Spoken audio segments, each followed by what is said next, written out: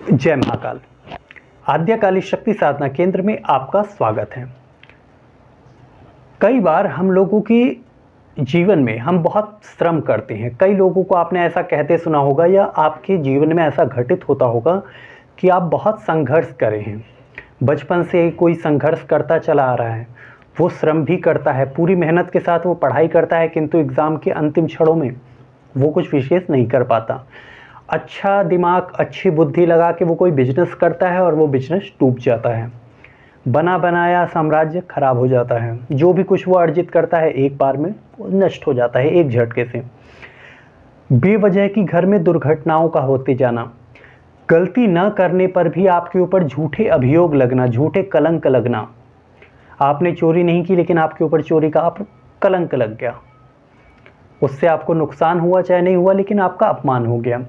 इसके अलावा बेवजह की समस्याओं में उलझ करके रह जाना, किसी भी कार्य का सिद्ध न हो पाना। घर बनवा रहे हैं, उसमें विशेष प्रकार की अड़चन आ जाना। वाहन ले लिया, गाड़ी आ गई, खुशी है, लेकिन वो लोन पे थी, बाद में स्थिति ऐसी हुई कि गाड़ी टो होनी पड़ी बैंक के द्वारा। तो इस तरीके की चीज़ें। इसके अलावा साधनाओं में जब आप पूजा करते हैं तो आपको विशेष सफलता नहीं प्राप्त हो पाती। कितनी भी साधना करते हैं, कितना भी कठोर श्रम करते हैं, लेकिन उन्हें साधना में सिद्धियां प्राप्त नहीं हो पाती। उनके मनोवांछित कार्य सिद्ध नहीं हो पाते।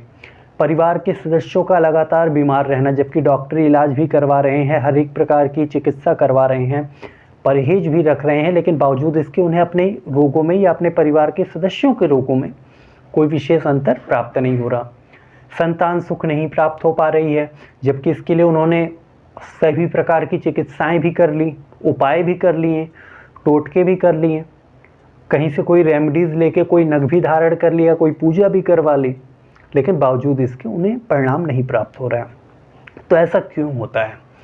इसका सबसे बड़ा कारण होता है हमारे जीवन में पाप कर का आ जाना। पाप जब हमारे उतरते हैं, हमारे जीवन में अवतरित होते हैं, तो वो हमें किसी भी क्षेत्र में सफलता नहीं प्राप्त करने देते। दैविक, दैहिक, भौतिक, इन तीनों ही प्रकार से। अब दैविक पाप क्या है? दैविक पाप कैसे प्रभाव देते हैं? घर में आग लग जाना, ठीक है, इस प्रकार की गैस का सिलेंडर फट जाना, रोड का में एक्सीडेंट हो जाना, ये दैविक पाप हो गए। किसी प्रकार की प्रेत बाधा से ग्रसित हो जाना, किसी ने तांत्रिक प्रयोग कर दिया, उसके लिए आप उसमें कुछ नहीं कर पा रहे हैं और उसकी पीड़ा को आप वर्षों तक भुगत रहे हैं, दैविक प्रकोप। दूसरा, दैहिक, शरीर में कोई किसी प्रकार के कष्ट हो जाना, किडनी फेल हो गई, लीवर फेल हो गया, ब्रेन हैमरेज हो गया, हार्ट अटैक आ गया परिवार के किसी भी सदस्य को या आपको। अब कोई ऐसी ही बीमारी लग गई जिसका एक लंबे समय तक ट्रीटमेंट चल रहा है, आपको कोई फ़र्क नहीं आ रहा। तो ये जो चीज़ होती है दैहिक होती है। भौतिक क्या? भौतिक का अर्थ है अब आपने नौकरी करी, बिजनेस किया, नौकरी में सफलता नहीं, 2 साल 3 साल नौकरी छूटी ही रह गई, मिल ही नहीं रही है, इंटरव्यू दे रहे हैं, सफल नहीं हो पा रहे हैं, या मन के अनुकूल जॉब नहीं मिल पा रही है।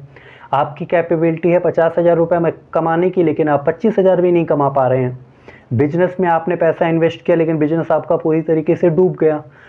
कहाँ आप कुछ कमाने वाले थे, कहाँ आप कर्जे में चले गए हैं। तो ये जो चीज़ें आपके जीवन में घटित हो रही हैं, ये वास्तव में अभी के कर्म नहीं है।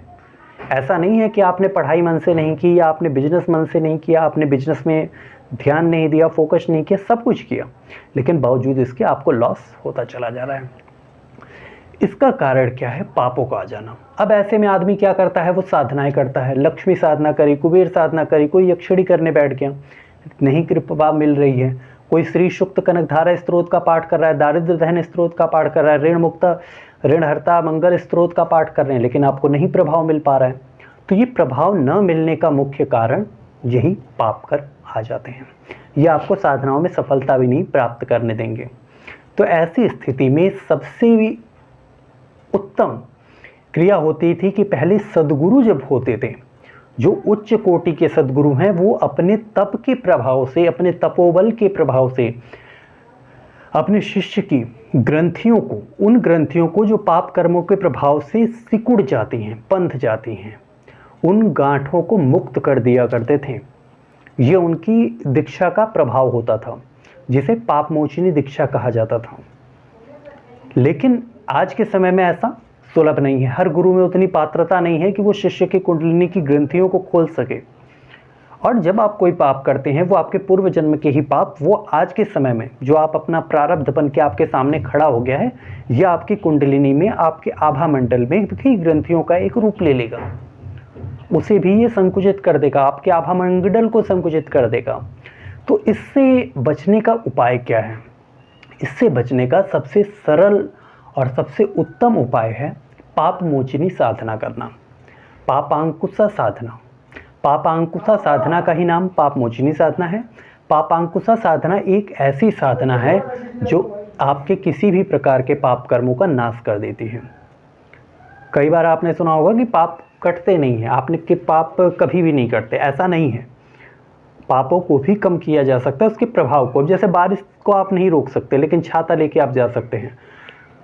कहीं योग है कि आपको भूखा ही मरना है, 1 हफ्ते तक आपको भोजन नहीं मिलना, लेकिन आपने अगर किसी को दान दिया है, किसी को भोजन करवाया है, किसी भूखे का पेट भरा है, चिड़ियों को दाना डाला है, तो उन 7 दिनों के उस कालखंड में आपको भी कहीं ना कहीं से कोई ना कोई सहायता प्राप्त होगी। अगर स्थिति ये है कि आपको सर्दी में कांपना है लेकिन आपने वस्त्र दान किए हैं, तो वो किया हुआ वस्त्र दान पुण्य कर्म बन करके आपको मदद के रूप में प्राप्त होगा। इसलिए सदैव पुण्य कर्मों को बढ़ाते रहना चाहिए। चिड़िए को भोजन देना, चिड़िए को दाने डालना, गाय को की सेवा करना, पीपल के पेड़ के नीचे दिया जलाना, क्या है ये? वैतरणी नदी में जब आप जाते हैं, गाय को दी हुई रोटी वहाँ पे आपके लिए सहायक सिद्ध हो जाती है।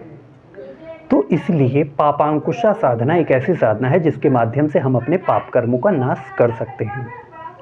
इन साधनाओं के कुछ विशेष नियम होते हैं। पापांकुशा साधना नदी में कमर तक के पानी में खड़े होकर के की जाती है, मुख्य रूप से गंगा नदी, वैसे सप्त नदी, जिन सप्त नदियों को कहा गया गंगे च यमुने चैव गोदावरी सरस्वती नर्मदे सिंधु कावेरी, इन 7 नदियों में किसी भी नदी, और अगर ये सुलभ ना हो तो जो भी नदी आपके पास है, नदी नहीं है तो तालाब में भी आप इस क्रिया को कर सकते हैं। कमर तक के पानी में खड़े होकर के सूर्योदय के समय ब्रह्म मुहूर्त के काल से प्रारंभ करके इनके पापांकुशा की मंत्र का जाप करना पड़ता है।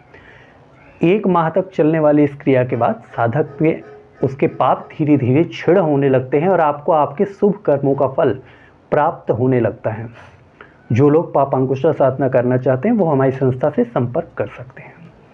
आशा करता हूँ ये वीडियो आपके लिए हितकारी सिद्ध होगी। जय महाकाल।